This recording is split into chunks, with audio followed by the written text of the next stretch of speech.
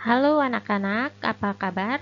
Bu Guru harap kalian tetap sehat dan tetap bersemangat ya dalam belajar. Nah, kali ini kita akan masuk materi baru yaitu mengenai bioteknologi. Ini adalah materi IPA kelas 9 semester 2. Nah, untuk lebih jelasnya juga mungkin kalian bisa membuka buku paket kalian halaman 52. Ya, sekarang silakan kalian menyimak pembelajaran berikut ini. Ini adalah tujuan pembelajaran kita pada pertemuan kali ini dengan nilai sekolah kita, yaitu peserta didik menunjukkan sikap bertanggung jawab dalam pembelajaran. Bioteknologi. Mungkin kalian sudah pernah mendengar kata ini. Nah, tahukah kalian apa sebenarnya bioteknologi ini? Bioteknologi berasal dari kata bio yang artinya makhluk hidup dan teknologi yang artinya suatu cara atau alat untuk memudahkan manusia dalam memecahkan masalah atau membuat produk yang berguna. Nah, jadi bioteknologi itu adalah penggunaan organisme atau bagian dari organisme untuk membuat suatu produk atau jasa sehingga dapat mensejahterakan manusia. Bioteknologi dibagi menjadi dua. Yang pertama adalah bioteknologi konvensional. Nah, kalau bioteknologi konvensional ini memanfaatkan mikroorganisme seperti jamur dan bakteri.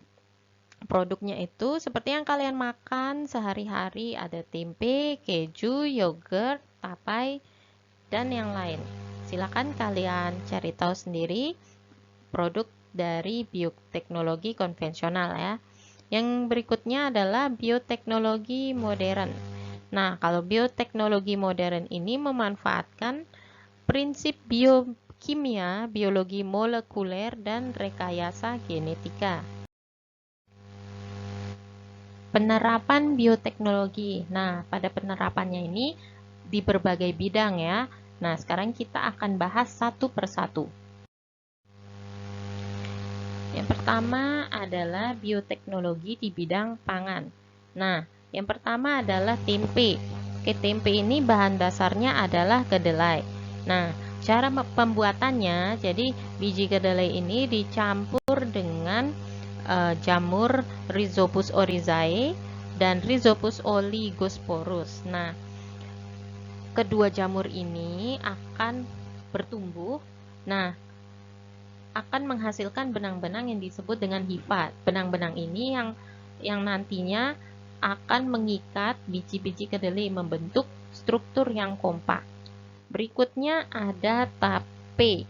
Nah, kalau tape ini cara kerjanya juga mirip atau proses pembuatannya mirip dengan tempe. Jadi kalau tape ini menggunakan mikroorganisme atau yang bernama Saccharomyces cerevisiae. Nah, ini yang biasanya disebut ragi tape. Pada gambar ini tapenya dari singkong. Jadi singkongnya kalian campurkan dengan ragi ini, diamkan beberapa hari, maka akan berfermentasi, akan berubah menjadi tape. Berikutnya ada keju. Nah, keju ini bahan dasarnya adalah susu. Caranya dengan menambahkan bakteri Lactococcus sp, Lactobacillus bulgaricus, dan Streptococcus thermophilus. Nah, bakteri ini akan menyebabkan atau akan membentuk susu itu menjadi keju. Bioteknologi berikutnya di bidang pertanian. Yang pertama adalah di sini golden rice ya. Gambar yang sebelah kiri ini padi atau beras transgenik yang namanya golden rice, sedangkan kalau yang sebelah kanan ini beras biasa.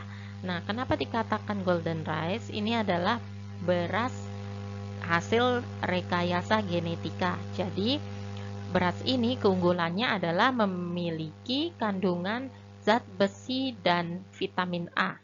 Berikutnya ada kedelai. Nah, bagi sebagian orang yang mengkonsumsi kedelai akan mengalami alergi. Nah, maka kedelai ini dibuat rekayasa genetikanya sehingga terbentuklah kedelai yang tidak mengalergi orang yang memakannya. Jadi aman-aman saja. Berikutnya ada mawar. Nah, mawar ini terbentuk, kenapa dia warna biru? Karena terbentuk dari rekayasa genetika. Jadi pigmennya itu yang dibuat supaya menghasilkan warna biru. Jadi kalau mawar biasanya kita lihat ada warna putih, kuning, kemudian merah ya. Nah, ini karena rekayasa genetika, pigmennya diubah menjadi warna biru. Berikutnya adalah bioteknologi di bidang peternakan. Nah, pada gambar ini adalah gambar sapi transgenik. Jadi kalau sapi biasa nggak berotot kayak gini ya. Jadi ini adalah sapi transgenik. Kenapa dibuat seperti ini? Karena pada kenyataannya sapi itu, kalau sapi yang normal mungkin produksi susunya tidak terlalu banyak, kemudian cepat kena penyakit. Nah, maka dibuatlah sapi transgenik ini. Keunggulannya yaitu meningkatkan produksi susu, kemudian tahan terhadap penyakit, kemudian menghasilkan daging yang berkualitas dan mampu tumbuh dengan cepat. Ya, bioteknologi yang berikutnya di bidang kesehatan. Yang pertama adalah antibiotik. Antibiotik merupakan senyawa yang dapat menghambat pertumbuhan mikroorganisme lain, khususnya bakteri. Penemuan antibiotik penisilin itu pertama kali ditemukan oleh Alexander Fleming tahun 1928. Antibiotik penisilin dihasilkan oleh jamur Penicillium notanum dan Penicillium schizongenum. Berikutnya ada insulin. Insulin ini biasa digunakan oleh penderita diabetes. Nah, melalui bioteknologi, ilmuwan dapat memproduksi hormon insulin sintetis seperti insulin yang dihasilkan oleh pankreas manusia dengan cara rekombinasi gen pengkode insulin dengan bakteri E. coli. Berikutnya ada vaksin. Nah, vaksin ini adalah langkah yang sangat efektif untuk melindungi tubuh kita dari patogen-patogen yang menyebabkan penyakit. Nah, jadi vaksin ini dibuat dengan bioteknologi.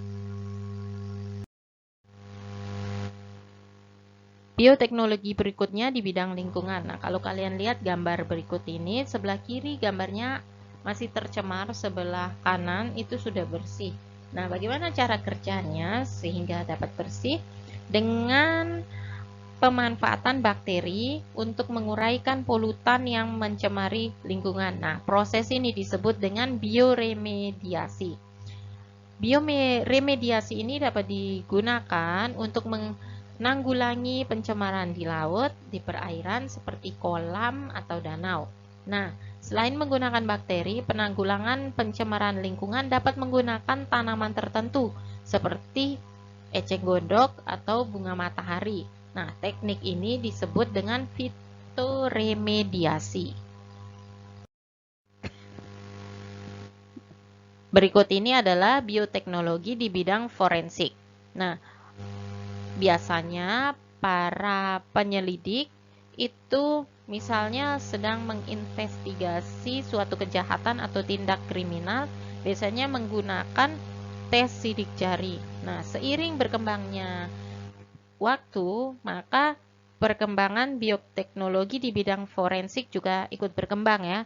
Maka ditemukan teknik investigasi yang lebih akurat, yaitu dengan teknik DNA fingerprinting atau sidik DNA. Nah, teknik ini dilakukan untuk mengidentifikasi seseorang berdasarkan pada profil pita DNA-nya seperti gambar berikut ini. Ya, itu tadi pembahasan mengenai prinsip dari bioteknologi kemudian penerapannya. Bagi kalian yang masih belum paham atau masih kurang jelas, bisa bertanya atau kembali kalian membaca buku kalian di buku materi kalian semester 2 IPA ya tentunya. Nah, untuk tugas-tugasnya akan Bu Guru berikan di GCR.